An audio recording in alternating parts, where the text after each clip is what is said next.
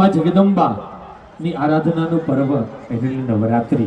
અને નવરાત્રિનું ગુજરાતની અંદર તો વિશેષ મહત્વ રહેલું જ છે, પણ આપણા દરેક ઘરની અંદર પણ એમ કહેવાય કે હિન્દુ પરિવારના દરેક ઘરની અંદર માં જગદંબાની આરતીનું, માં જગદંબાની આરાધનાનું ખૂબ અનેરું મહત્વ રહેલું છે. આજે કદાચ એક પણ ઘર એવું નહીં હોય કે જ્યાં માતાજીની આરતી છે એ સાંજના સમયે ન થતી હોય, માતાજીનો ગરબો છે એની અંદર જ્યોત ઝળહળતી ન હોય, એવું કદાચ એક પણ ઘર ન હોઈ શકે.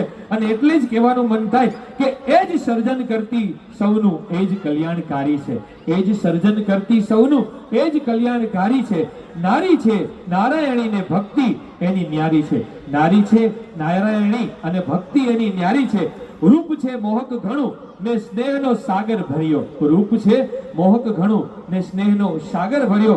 વાત સન્માને જો પહોંચે એ જ ત્રિશુલ ધારી છે, એ જ ત્રિશુલ ધારી છે. માં જગદંબા છે એ એમ કહેવાય કે પ્રેમનું સ્વરૂપ પણ છે, અને જ્યારે જરૂર પડે ત્યારે અસુરોને સંહાર કરનારી માં સાક્ષાત મહાકાળી પણ બની જાય છે.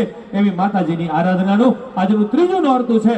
અને હવે શરૂ કરીએ આજનો બીજો રાઉન્ડ. આપણે સૌ આપણા સમાજનું ગૌરવ એવા મૌલિકભાઈ ગજ્જરના શિવરંજની ગ્રુપને સત્વારે. તો ચાલો મિત્રો.